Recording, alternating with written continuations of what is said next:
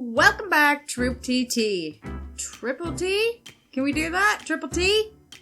Rolls off the tongue nicely, doesn't it? Anywho, in this video, guess what we're going over? World's dumbest criminals. But this time, we are focusing on burglars. Backyard burglars, home invasions. And, you guessed it, they all failed miserably. From a man who left a trail of footprints leading right to him, to another man who was beaten up by a 63-year-old lady, I am proud to introduce you to 10 of the world's dumbest criminals, backyard burglars. Alrighty, let's bring in the lineup.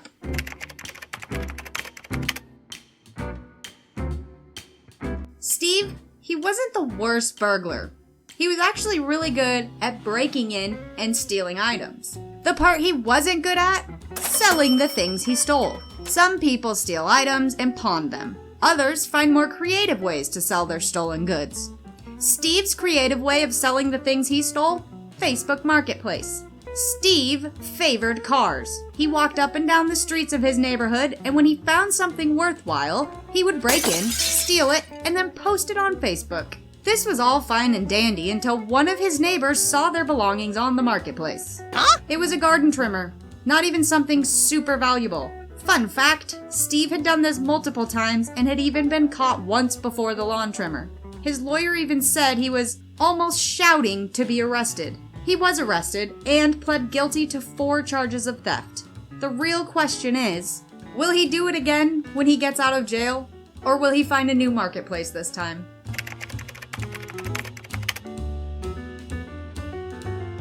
One morning, John's victim woke up and saw her garden gate open.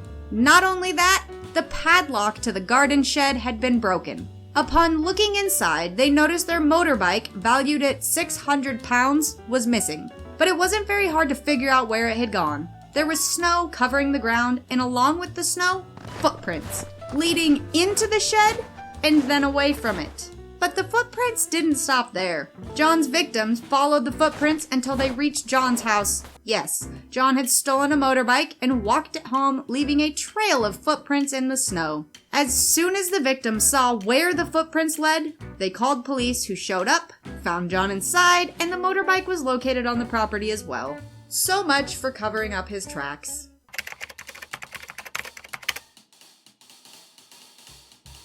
Ironically, our next burglar is also named John. But he didn't get caught by his footprints. He got caught by his shoelace.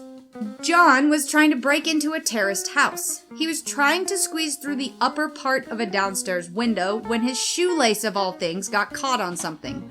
Homeowner Paul discovered John in the morning, dangling upside down, held only by his shoelace. What? He had managed to break the lower part of the window, but he could not free his foot and was stuck dangling upside down. He was left like that for about an hour before Paul discovered him. John even had a hammer in his hand when police arrived, but amazingly tried to deny he had been breaking in. Surprisingly, no, this wasn't a Florida man. This guy was from Dartford.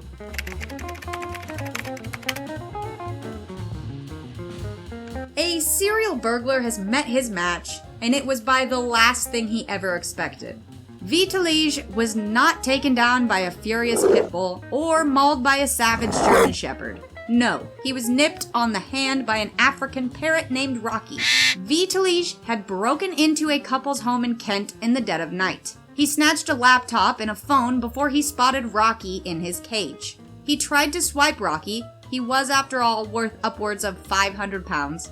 But Rocky was not about to be birdnapped. So, Rocky bit Idiotic on the hand. Enraged, the crook threw Rocky out the window, but the damage was already done. The burglar's blood was now pouring all over the room, leaving plenty of DNA samples for police.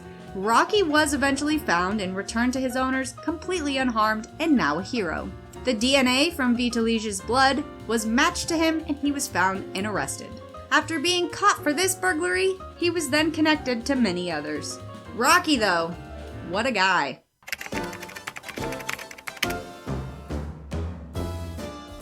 Leave it to Florida man to mess up big time.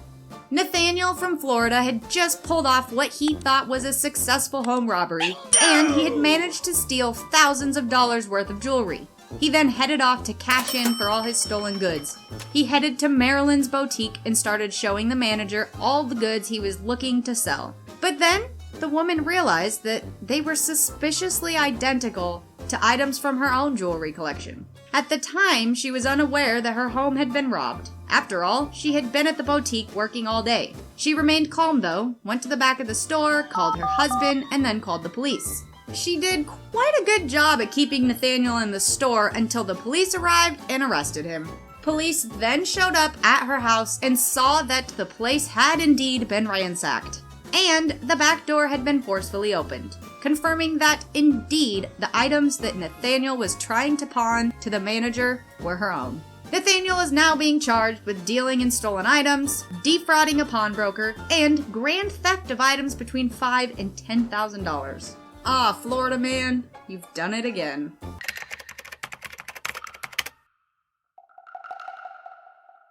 I have only one thing to say about this next one.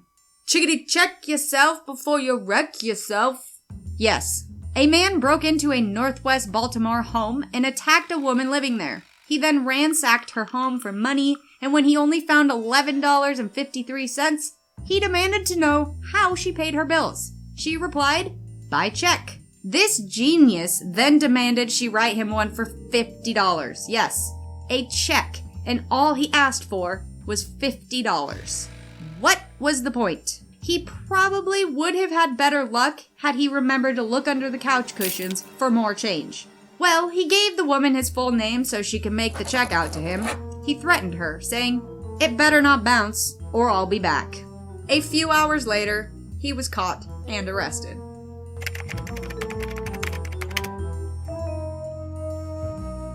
Some people just aren't cut out for a life of crime. They literally can't handle the stress of it. Like Jordan from Liverpool. Jordan had been attempting to break into a home for some time now. But after his last attempt, I'd say he'd had enough. A disgusted homeowner found what looked to be an attempted break-in, but the suspect had gotten away. What evidence did Jordan leave behind? Well, it came straight from his behind. Turns out, either Jordan had eaten something bad, or the excitement of breaking into someone's house was just too much for him. He had soiled himself, right there in the backyard. And to top it all off, he had left his soiled undies in the backyard. Some poor soul had the misfortune of taking a DNA sample from that mess. And Jordan was ID'd and taken into custody. Turns out he had racked up quite a few charges too. At 19 years old, he had a record with 63 previous convictions. And now, this is being added to the list.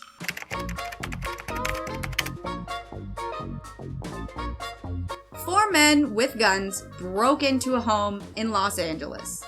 The family did have surveillance, and because of that, they called 911 immediately. When authorities arrived, two of the men fled. The remaining two had to think fast and come up with a great idea. They asked the homeowners to tie them up and pretend that they were also victims of the robbery. The homeowner said sure, and tied them up. The homeowners then exited the home and told police what had happened. Instead of entering the home, police simply waited. Eventually, the intruders got tired of waiting and left the home on their own, still pretending to be the victims. They were apprehended on the spot, and their two friends who had abandoned them were taken into custody shortly after. Seriously, are people getting more stupid? Tie me up and pretend that I'm a victim too, right after they broke into their house? Good on you, mate.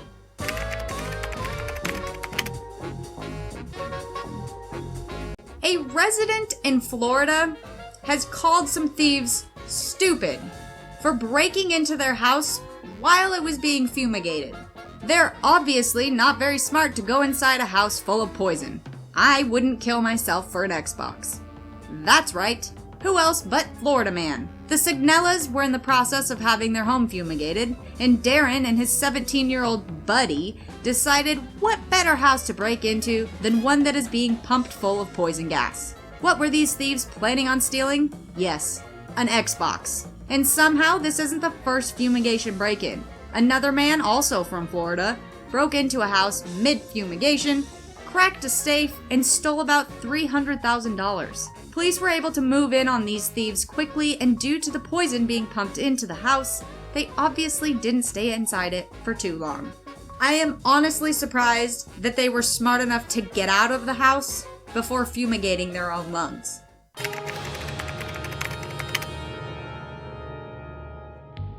63-year-old Patty was watching TV one night with her husband when they heard glass shattering in an adjacent room. Her husband went to investigate. When Patty followed, she saw a burglar in a hockey mask enter her home. The masked robber demanded money, but Patty had already figured out he was only armed with a wrench, not a gun. She knew she could take him. So, this 63-year-old woman grabbed the only weapon she had, a wooden back scratcher. Even though she's on oxygen for COPD and lung cancer, she started swinging at the intruder. She later told news crews, "I don't think he expected an overweight woman on an oxygen tank to attack him." She beat him until he dropped his wrench. She then picked up his wrench and started hitting him with that too. After a few blows to the head, the robber ran away empty-handed. Patty said, "If he hadn't gone out the back door, I'd have beat him to death. And I know I would have too, because I was mad at that person in my house for doing this." The burglar got away, and he is still on the run, but at least he never managed to steal from Patty. Patty is my new hero. I honestly love Patty. My hat's off to you, Patty. Well, that's all we got today for World's Dumbest Criminals, Backyard Burglars. I hope you enjoyed. Don't forget to leave a like if you did, and why not comment? Thanks for watching, thanks for subscribing, and as always, stay smart, Troop TT.